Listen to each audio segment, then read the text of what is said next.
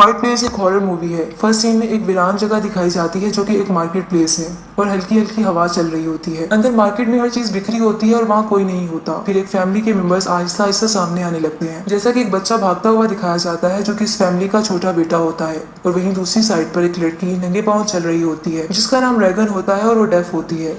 कुछ ही देर में इनकी मदर वहां आ जाती है। वहां वो एक शेल्फ से एक मेडिसिन जार उठाती है, उसमें से मेडिसिन अपने बेटे को देती है। इसके बाद वही छोटा बेटा शेल्फ से अपना टॉय उठाता है कि वो टॉय इसके हाथ से निकल कर जमीन पर गिरने लगता है। जल्दी से रैगन भागकर उस टॉय को पकड़ लेती है ताकि जमीन पर गिरकर वो कोई साउंड क्रिएट ना करे। इससे पता चलता है कि रैगन एक इंटेलिजेंट गर्ल है। इसके बाद बच्चा अपने फादर ली के पास डोर पर जाता है जो इशारा करता है कि अंदर से अपनी मदर को ले आओ। सब इशारों से बात करते हैं और कोई आवाज नहीं निकालते क्योंकि किसी भी साउंड को क्रिएट करने से इनकी जान को एक हॉरिबल क्रिएचर से खतरा होता है। रैगन फादर ली के साथ बैग में वीडियो कैमरा और दूसरी चीजें रखती है और इसके साथ इसका बड़ा बेटा मार्कस भी होता है। वो इशारे से कहती है कि जल्दी अंधेरा हो जाएगा, हमें वापस जाना चाहिए। फिर वही छोटा बेटा आता है जिसे देखकर फादर ली इसके हाथ से स्पेस शटल टॉय लेकर उसकी बैटरी निकाल देता है ताकि कोई साउंड क्रिएट ना हो। फिर वो फैमिली बाहर चली जाती है, लेकिन जाते जाते वो बच्चा बैटरी को टेबल से उठा लेता है। सारे फैमिली मेंबर्स नंगे पांव होते हैं। ये फैमिली जंगल की तरफ अपने घर की तरफ मूव करती है और इनका छोटा बेटा सबसे पीछे होता है। फिर इसी तरह फैमिली मेंबर्स को बैक साइड से स्पेस शटल टॉय की आवाज आती है और पता चलता है कि छोटे बेटे ने उस बैटरी को उसमें डालकर ऑन कर लिया होता है। फादर भी तेजी से भागता है अपने बच्चे की जान बचाने के लिए, लेकिन इससे पहले ही वो हॉरिबल क्रिएचर आकर इसको मार चुकी होती है। अब छोटे बच्चे की डेथ हो जाती है। इस कहानी में फैमिली इस दुनिया में जिंदा रहने की कोशिश कर रही होती है। यहाँ ज्यादातर इंसान एक ब्लाइंड लेकिन नॉइज सेंसिटिव मखलूक से कत्ल कर दिए जाते हैं। ये फैमिली पहले ही अपने मेंबर्स को चुप रहने या किसी किस्म की आवाज निकालने से मना कर चुकी होती है, लेकिन ली का छोटा बेटा इस मखलूक का शिकार हो जाता है। फैमिली मेंबर्स हमेशा एक दूसरे से साइन लैंग्वेज के जरिए कम्युनिकेट करते हैं। अब दिखाया जाता है कि 1 साल से ज्यादा अरसा गुजर जाता है। रैगन एक जगह लेटी होती है और इसकी जब आंख खुलती है तो वो फील्ड में होती है। फिर वो अपनी मदर के साथ जाना शुरू कर देती है, जबकि फादर ली एक रूम में बैठा सीसीटीवी मॉनिटर पे इनको देख रहा होता है। और यहाँ कुछ साइड पर टेक्स्ट भी लिखा होता है जैसे कि survive, blind, medical support, creature के बारे में लिखा होता है। और बहुत सारे न्यूज़पेपर भी रखे होते हैं। यहाँ ली बाहर की दुनिया से रेडियो कांटेक्ट करने की कोशिश करता है, लेकिन हर बार नाकाम हो जाता है। ली बाहर आता है और देखता है कि इसका बड़ा बेटा एक गाड़ी के स्टीयरिंग को घुमा रहा होता है। अपने फादर को देखकर वो अंदर अपनी मदर के पास चला जाता है जो कि नॉइसलेस तरीके से डिनर को रेडी कर रही होती है। फिर फैमिली साथ में डिनर करती है बहुत खामोशी के साथ, और सर्कल में नीचे बैठे हुए एक दूसरे का हाथ पकड़कर दुआ करते हैं जैसे वो हमेशा साथ रहेंगे। सब डिनर करते हैं। रैगन और इसका बड़ा भाई फिर गेम खेलते हैं कि अचानक इनसे एक हाथ से चीज गिर जाती है जिससे जमीन पर आग लग जाती है और शोर भी पैदा होता है। ये जल्दी से आगे बढ़कर वो लगी हुई आग को बुझा देता है और ऊपर की तरफ देखता है। वो बच्चों को चुप रहने का कहता है। रात का वक्त होता है और किसी परिंदे की बाहर से आवाज आती है और रूम में इनका लैंप भी हिलने लगता है। ली का बेटा खामोशी से रोते हुए सॉरी बोलता है क्योंकि वो चीज इससे गिरी होती है। वहाँ वो हॉरिबल क्रिएचर आ जाती है, लेकिन इनको कोई नुकसान नहीं पहुंचा सकती और चली जाती है क्योंकि ली सब कुछ कवर कर चुका होता है। अब दिखाया जाता है कि ली एक हियरिंग एम्पलीफायर बना रहा होता है रैगन के लिए क्योंकि इसको सुनाई नहीं देता। नेक्स्ट डे ली घर के बाहर सैंड हिला रहा होता है। फिर रैगन अपने फुट पर चलती हुई दिखाई जाती है और वो घर की डाउन स्टेयर्स की तरफ जाने लगती है क्योंकि कोई आकर इसको जोर से पकड़ लेता है। वो बहुत घबरा जाती है, लेकिन उसका फादर ली होता है जो साइन लैंग्वेज से रैगन को कहता है कि तुम नीचे नहीं जा सकती, और जानती हो क्यों? रैगन इशारा करती है कि मैं बच्ची नहीं हूँ, मैं शोर नहीं करूंगी। ली फिर उसको बताता है और उसको हियरिंग एम्पलीफायर दे देता है, लेकिन रैगन को पता होता है कि हियरिंग एम्पलीफायर हमेशा की तरह काम नहीं करेगा और ये नहीं सुन सकेगी। ली इसके हाथ में वो डिवाइस पकड़ाकर चला जाता है। इसके बाद ली घर से अपने बड़े बेटे को लेने जाता है मार्कस को, ताकि उसको कुछ स्किल सिखा सके। मार्कस अपनी मदर से कहता है कि मैं नहीं जाना चाहता।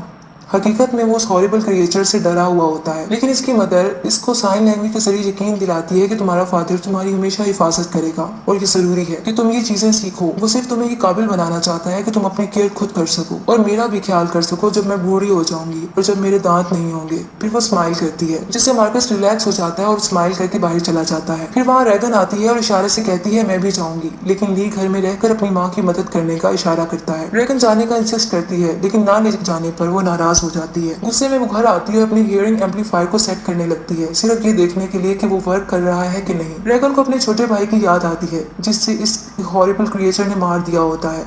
रैगन बाहर जाने के लिए अपना बैग तैयार करती है। दूसरी तरफ ली मार्कस को एक दरिया के पास मछलियां पकड़ना सिखा रहा होता है। पानी के बहने की दरिया में बहुत ज्यादा आवाज आ रही होती है। ली एक मछली पकड़ लेता है और मछली के उछलने से आवाज आती है और मार्कस बहुत डर जाता है। इशारा करता है कि हॉरिबल क्रिएचर हमें सुन ना ले, लेकिन ली इशारे से बताता है कि दरिया के पानी की आवाज बहुत ज्यादा है और ये हल्का सा साउंड वो नहीं सुन सकेंगे, तुम यहाँ सेफ हो। मार्कस फिर अपने फादर से बात करता है कि रेगन आपने क्यों नहीं आने दिया रेगन को। वो पूछता है कि आप छोटे भाई की डेथ का ब्लेम इससे करते हैं, तो ली नो कहता है। मार्कस कहता है कि रेगन खुद को ब्लेम करती है जो हुआ। फिर ली कहता है इसमें किसी की गलती नहीं थी, वो मेरी बेटी है। इसके बाद बाप बेटा दोनों जंगल में होते हैं। वहाँ इन्हें एक बूढ़ा आदमी नजर आता है और वो आदमी बहुत डरा हुआ होता है। उसके करीब एक आदमी खून से भरा हुआ जमीन पर गिरा होता है। ली इस ओल्ड मैन को चुप रहने का कहता है, लेकिन वो चिल्ला देता है गम से। इसी दौरान जल्दी से ली मार्कस को एक तरफ ले जाता है और दरख्त के पीछे छुपा देता है। फिर वो हॉरिबल क्रिएचर वहां पहुंच जाती है और उस ओल्ड मैन को कत्ल कर देती है और मार देती है। घर में रेगन की मदर बेसमेंट की तरफ आ रही होती है कि इसका पाँव एक स्टेयर्स में लगी नील के ऊपर आ जाता है, जो कि इसके पाँव में चला जाता है,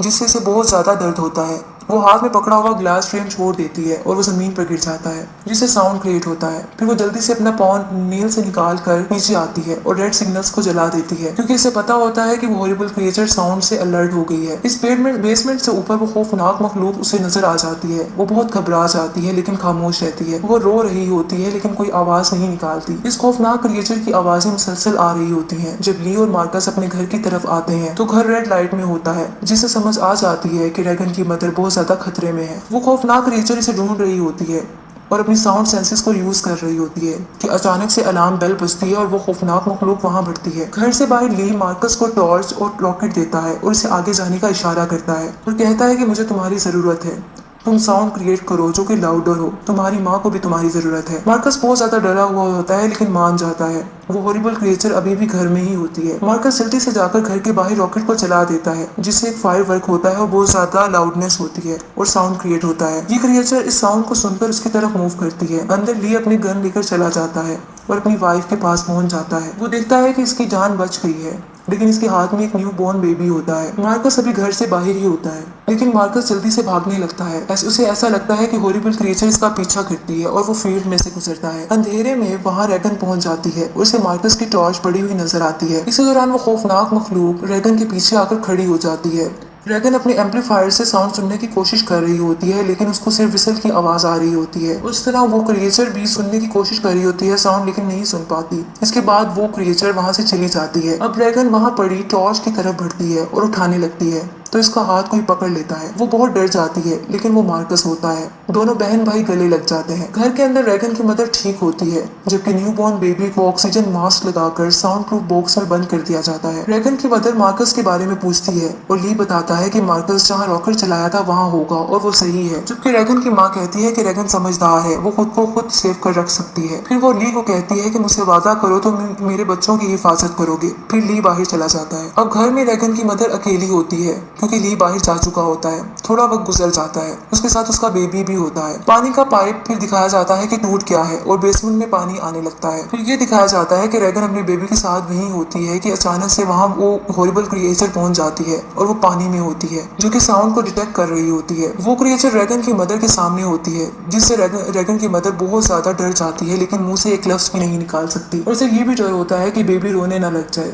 और इस क्रिएचर को अलर्ट ना कर दे। दूसरी तरफ रेगन मार्कस के साथ ग्रीन सॉइल वाली जगह पर होती है और वहाँ वो आग जलाते हैं ताकि फादर ली इसे देखकर इन्हें ढूंढ ले। फिर वो रेगन वहाँ से निकलने का कहती है, लेकिन मार्कस मना कर देता है। फिर अचानक मार्कस चल रहा होता है तो उसका पाँव एक जगह के अंदर चला जाता है, जिससे वो नीचे एक डोर से लटक जाता है, जो कि हैच डोर होता है। रेगन इसे मूव करने से मना करती है, क्योंकि मूव करने से डोर की आवाज आती है। थोड़ी देर में हैच डोर जमीन पर गिर जाता है, जिससे एक लाउड नॉइस आता है और इस तरह इस हॉरिबल क्रिएचर की जो अटेंशन होती है वो रेगन की मदर से हटकर इस नॉइस की तरफ चली जाती है और वो इसकी तरफ मूव करती है। मार्कस जहाँ गिर जाता है, रेगन मार्कस के पीछे जंप कर देती है और कॉर्न में गिर जाती है। इसका दम घुटने लगता है। मार्कस बाहर आ जाता है और रेगन का हाथ पकड़ इसको बाहर खींचता है। कुछ ही देर में वो हॉरिबल क्रिएचर इन दोनों के सामने होती है, लेकिन ये हैच डोर का डोर अपने ऊपर रख लेते हैं और कोई आवाज नहीं निकालते, जिसकी वजह से वो हॉरिबल क्रिएचर उस साउंड को डिटेक्ट नहीं कर पाती और वहां से चली जाती है। आखिरकार ली अपने दोनों बच्चों को तलाश कर रहा होता है और ढूंढ लेता है। दोबारा इस हॉरिबल क्रिएचर की आवाज आती है। ली दोनों बच्चों को पिकअप ट्रक में छुपने का कहता है और वो चले जाते हैं। ली अपनी कुल्हाड़ी लेता है और इस मखलूक की तरफ बढ़ता है और उस पर अटैक कर देता है, लेकिन वो क्रिएचर ली को दूर फेंक देती है। मार्कस वो पिकअप ट्रक से निकलकर जोर से आवाज डैड की लगाता है, लेकिन जल्दी से दोबारा अंदर चला जाता है। हॉरिबल क्रिएचर डैड की आवाज से अलर्ट हो जाती है और पिकअप ट्रक की तरफ बढ़ती है और वहां के जाके ग्लास विंडो तोड़ देती है और उस ट्रक को जोर जोर से हिलाती है। उसी तरफ ली जख्मी हालत में अपनी एक्स को दोबारा उठा उठाता है और हिम्मत करके अपनी तरफ उसकी तवज्जो करता है और रैगन को इशारा करता है। सिर्फ ली अपनी बेटी को ये बताना चाहता है कि वो हमेशा इससे प्यार करता है और उसने हमेशा ऐसा किया है। रैगन ये देखकर खुश हो जाती है और स्माइल करती है।